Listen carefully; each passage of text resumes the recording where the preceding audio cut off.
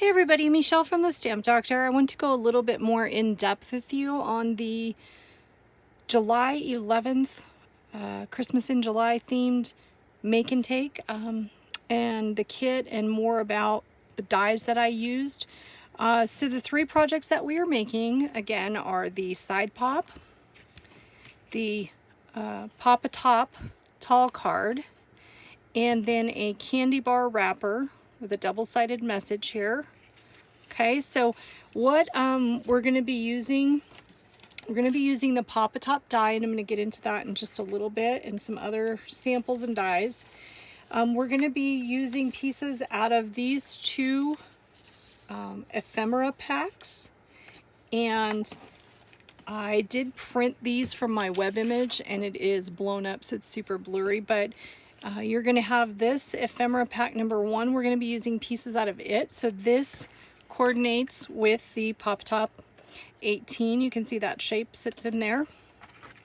And then these are the pieces out of the Retro Christmas Ephemera pack number 1. There are 38 little pieces in there. Now this is done on a 60-pound glossy that gives really super great color, but they are kind of thin. But in order to get these itty bitty cuts, if the paper was too thick, I wouldn't be able to cut it.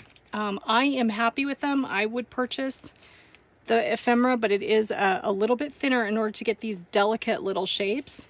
So we'll be using pieces out of these two packs that you can purchase separately if you'd like. Then we're using the Retro Christmas paper pack, and those are some pieces in here. Whoops, those two we'll talk about in just a sec. Forgot those were at the bottom.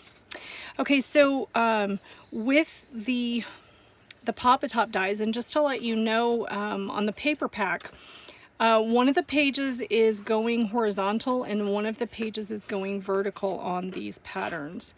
And the reason that I do that, and you can of course purchase the paper separately, they're not in order here for some reason. All right, so we may need to run an object this way, and like for the chocolate boxes or the mini coffee cup holder box, I would need to cut my die vertically this way. So if I had a pattern going sideways, I couldn't use this for one of my tall boxes. So when I design, I turn the patterns both directions, and then I do enable you to purchase by the sheet, so that if you wanted to make a whole bunch of boxes with the mini coffee cup holder die out of this one, then you could order just this sheet or just any of the verticals and you would have that. And then for this one, maybe for like the Dove chocolate box, maybe it goes this way to get the best yield. Ornaments, things like that. So I try to think about those kinds of things when I do it. Then let me show you those other two sheets really quickly. These are the digital downloads. You won't physically get the items, but these are the physical item for the raffle tickets that that you could print. And if you did have a laser printer, you'd be able to use a laminator and foil, or however you do your foiling, but as long as it uses the laser, the foil should stick to this. So you would just trim these out, maybe put a die over top of them if you wanted to. I tried to space them far enough out, but still put a lot on there. So this is my Hanukkah sheet, and feel free to let me know if I did anything wrong or said anything wrong. I kind of looked up a few different ones online and then made up more of my own. Then this is the Christmas sheet, and you can just, like I said, take a paper trimmer and trim these apart. They are a little bit larger. I was thinking, you know, takes up the inside of the card a little bit more if you wanted to put it on the outside. I try to think of quick ways to make your Christmas cards go faster, because if you have a lot of people on your list, you're gonna need to do that. So these are what you will be able to download when you purchase a $5 raffle ticket for the Stamp Doctor raffle. It is not related to the one-of-a-kind virtual events raffle. This is my personal raffle. All the prizes are not donated. They are all provided by the Stamp Doctor myself. So real quickly, let me just tell you why you're getting a thank you, a stitch thank you in there. My boyfriend said, "What does this have to do with Christmas?" And I said, well, if we're going to start Christmas in July, right now to make our Christmas cards. Maybe when we get a little tired of Christmas theme, maybe we could pop out a bunch of thank you cards, because we're preparing for a holiday where people give gifts. You're probably going to get some gifts, therefore shouldn't you make some thank you cards up ahead of time so that you can give those to people as well? So that is why I included the thank you die as part of your kit, because you need to get a jump start on that as well.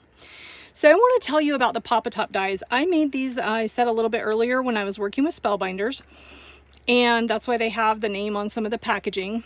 And I matched them to the nesting label dies that they had. So this one matches S4310, which they're both discontinued for the two that match Spellbinders. One of them is Pop-A-Top 17, one is Pop-A-Top 18. I beg of you, please don't throw away your packaging, because on the back of the packaging is actually the template to use the die for at least the first two designs that I had in mind when I made the die. So let me pop this off of here. Alrighty, and just carefully remove that. I kind of made my own little dots here to stick it back on. Alright, so the die actually has score lines and it does cut. And how it works on the back of the packaging for regular Pop-A-Top cards, and I'm going to show you some made that aren't part of this kit, is you would actually not score the paper. You would take your print if you wanted the full print, and yours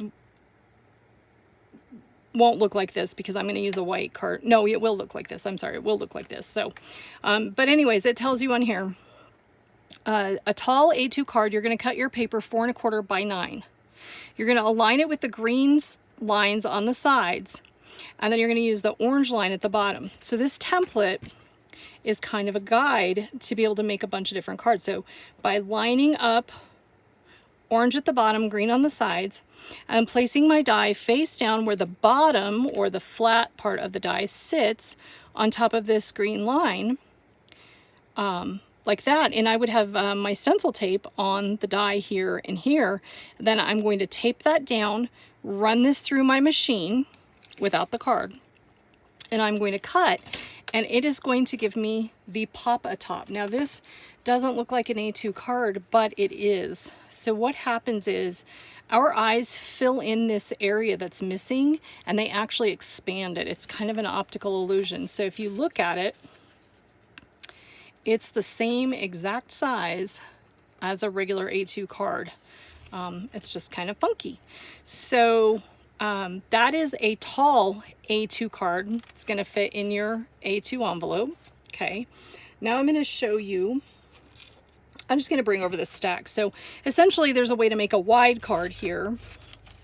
Let me pull out one of my samples. So this one's actually using the Pop-A-Top 17 die, which is the same exact concept. It's just a different shape. This one's more of a square. This one's more of an oval. Okay. So here it says, for a wide A2 card, cut your paper 5 1/2 by 6 1/2. Again, no scoring. Okay. And then you're going to place it orange on the bottom, orange on the side. And there's 2 tiny little divots on the side here. And if this were the correct die we were using, we would sit this where the bottom of the die rests against right there, and you would tape it in place and cut it. And this is of course a display from years ago, so it has Velcro on it. So that's the wide card, that's the tall card. Now these are completely just yellow cardstock, and they have an additional overlay on top of them. So this is an extra piece. Okay, and I can show you in a more detailed video, but I do have the directions for this. Essentially what you would do is you would cut your pattern paper the size of the base, which like I said, I do have measured, and I cut mine just a little bit larger, but in the directions it tells you the exact size. And we're going to pretend that this is our piece of paper, okay? Because then what you would do is you would take your die and you would turn it upside down so that the pop is under the piece, and then you would line up the edges of the paper with the score line, which is actually where it folds. If you line it up all the way to the top edge of the die, you're going to have these little elbow shoulder thingy, or shoulders is what I used to call them, that stick up past, and then it's going to be too short at the bottom. So more on positioning that in a later actual tutorial, like we'll actually cut one entire card. Okay. But I just wanted to show, though that was the intended, was pop-a-top tall, pop-a-top wide, A2 with overlays, done, right? So then I get the dies. And then I start figuring out that I can do things like this, where I can make an easel card out of it. And these are wood pieces, chipboard pieces that I bought. Here is a Label 17 pop-a-top where I use the Happy Birthday connected word die. And then this is part of the cupcake set, and this is part of the cupcake set. This is a cupcake paper I printed, but these are easel dies. These are probably 4 or 5 years old, these cards. Okay, so then I'm playing around one day and I'm making an easel card. And let me just explain to you how easel cards are made. You take your piece of cardstock and you go ahead and you fold it, so it's a A2, or to make an A2 rather, it's 5.5 by 8.5, and you fold it in half and you place the die with the pop towards the fold about halfway down the paper, and I made it 5.5 wide so that and this is a little thick so you can actually make sure it's flat, and that makes sure it's straight with your paper, right? So then you open it up and you run it through your machine with it taped in place, and you get a single popped up easel cut, right? But at the end of a show, I was super duper tired and I was playing around to make a sample, and I left it closed. So I had the die taped onto the paper like this, and I threw it on my Vagabond and I ran it through, and I run them lengthwise because that's better for the machine and the cutting. And I pulled it out and it had two flippies on it. So you can see in here, it had 2 easel parts to it. And I'm like, well, that was brilliant. So I sat there playing around with it a little bit, and then I thought, well, what if you fold this one back and that one back? So I folded each side in and then fastened it, and this is where the candy bar wrapper was born. And if you use a paper that is printed on one side and plain on the other side, you get something that I refer to as what I call the natural flip. So when I flip this present paper over, the back side that we see is white. So that gives me my natural frame here to have that part, and it's double-sided, white on both sides. And all you're going to do, actually, I can just tell you really simply on this, is you're just going to taper glue these together up here. Make sure you don't go past here because you need your candy bar to fit down in there. And then you layer it. And I also do tape it shut. I'll go over more of that when we're actually building the make and take for this kit. But that is accidentally how the candy bar wrapper was born. So this is one I did in a class in Colorado years ago with the Merry Christmas and the Holly and Berry corner. But your candy bar fits in there. I do have also printed directions online for how you measure your candy bar to put in there. So we'll be making a candy bar wrapper. Now this one's kind of big, it's kind of sloppy. I don't eat a lot of candy, and this particular Hershey's bar is soft and it is wonky and it's fatter than it should be, and it's really thin up here because it's been in the Arizona heat. So when I measured my candy bar, I kind of gave myself a little bit of extra room on here, just because I was afraid it might not fit because it was so squishy. So it's a little looser than what I will make yours for your kits, but it was fun. Then I was using scraps, and this actually holds the little mini Hershey's fun size. So I have directions on that too. And then this one does have an overlay because of the way that the paper folds and turns around. So you would just take and make your base, and then you would measure your frontage, as I call it. And I like to leave it just a little bit taller and a tiny bit wider so that I get my die centered, and then cut out the half label overlay here. And when you line them up, then you can trim. You know, this should line up perfectly, and then you would just trim to make sure that it fit. So miniature candy bar, regular candy bar wrapper, tall card, wide card. So we have all of those. You can also make 5x5, 6x6, all kinds of things with the pop-up. Then I was playing with the Easel card. So remember, we have the cut towards the fold line, it pops up.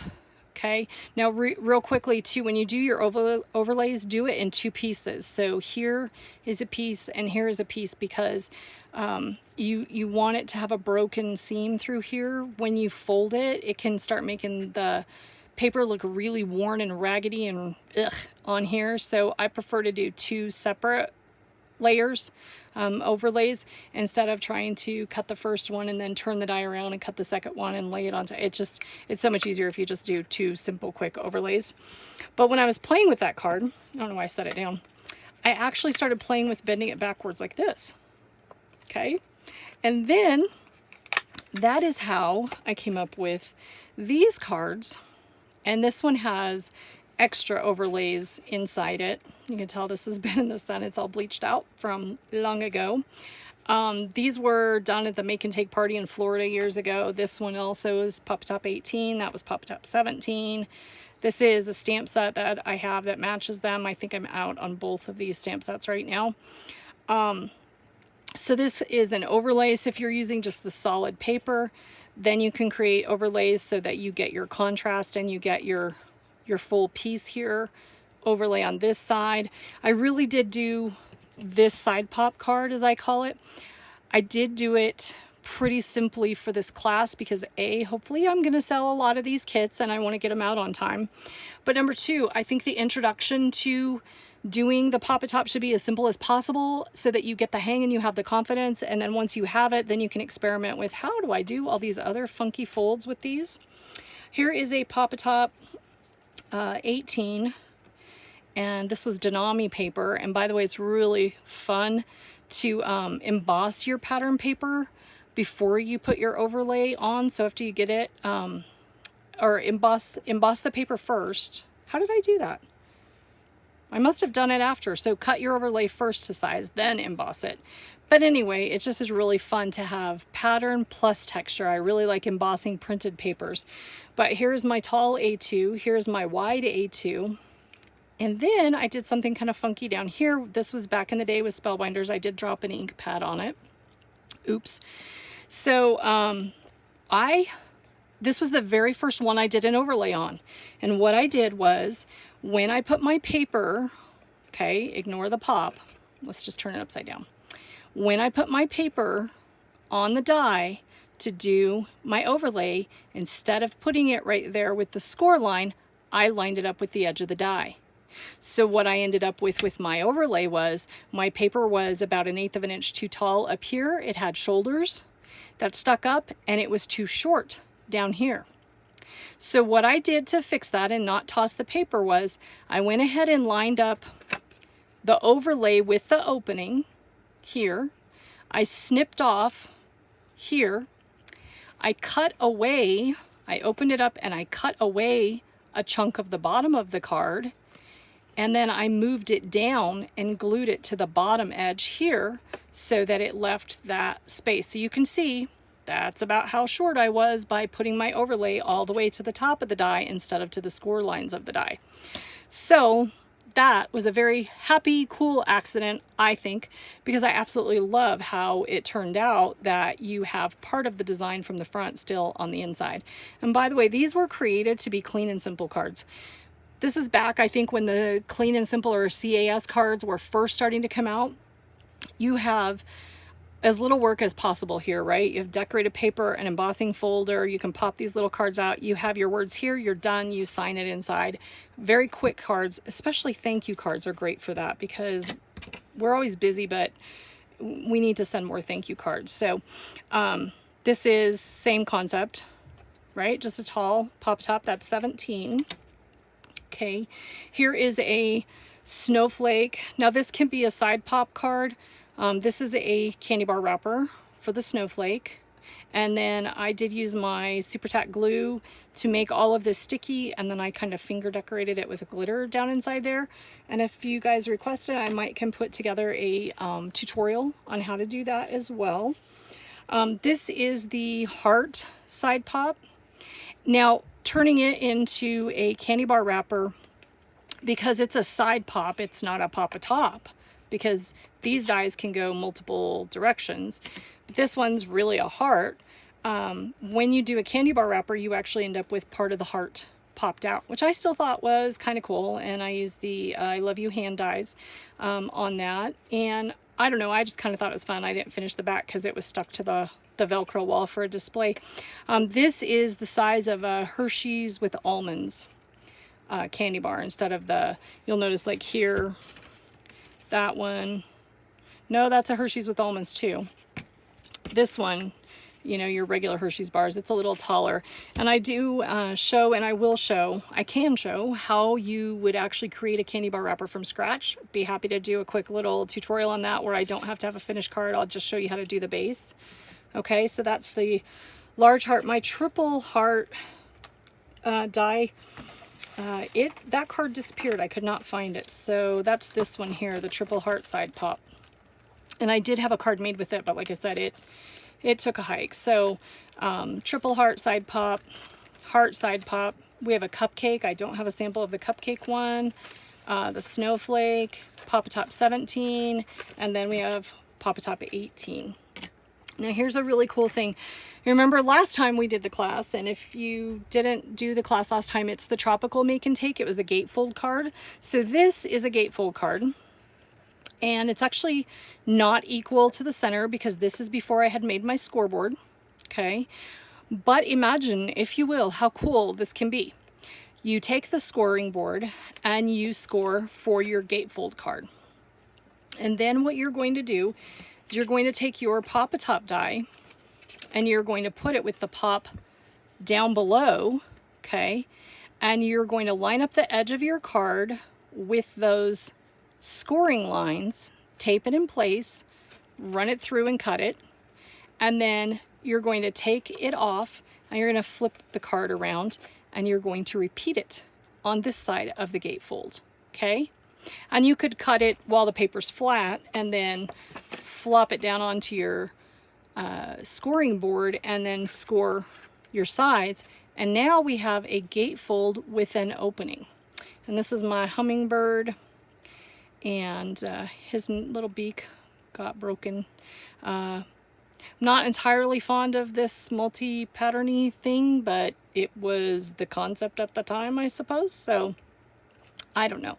Anyway, this is the only one I've actually done like this, but now that I have the scoring board, I will definitely play around with making some more with the cool opening. But I had a booger of a time using the other scoreboards and getting them even. So I'm really actually excited that I found this card to pull out for a concept of how to do a gatefold card with a window. And then this is just an additional, I could make a template. It's something that I've had in my arsenal. So this is a little bit bigger than your standard, because like this is your, where's one that actually opens all the way? Here we go. So see, that's your 5.5 by 8.5 piece of paper here. This one is much longer. I think I used like 11. But it gives you like more area. Somebody was saying that for this, they didn't really care for the amount of area. Could you make it bigger? How could you change it? So this is what I was playing with. And I don't know why, but I think this would be really cool, especially with the Christmas papers. Wouldn't that be like a cool desk calendar? Like if we add another score down in here to make this thicker, and then we make calendar pages that are this size, or even a notepad could sit down in that size. And then that way it has like a thicker area back here that's more of like a box hinge to it or a box to it. And then you could fold it over. So you could give it as a card, and then this side could pop open and be a desk calendar. And so it's a card and a gift in one. And then you could have like Christmas out here, but then you could have something that's all occasion for in here for all year round. So let me know your thoughts on that and what you might like to see, and just tell me what you would like me to show you more in depth. There are so many things that I have, so many ideas I have. Then there's the whole I have to run the company administrative side of it that gets crazy. and getting you your orders out really quickly. I like to be fairly punctual on that. I know you guys are excited, and when you have an idea, you want to be able to get your product and play with it, because I'm the same way. So just let me know if there are more questions I can answer, anything like that. I'm happy to do that. I love teaching, love helping, and I'm really looking forward to doing these kits and crafting this and teaching you all the Pop A Top dies. So thank you so much for joining me. I hope everyone is having a great start to their summer, and we'll be chatting soon. Take care. Have a great day. Bye-bye.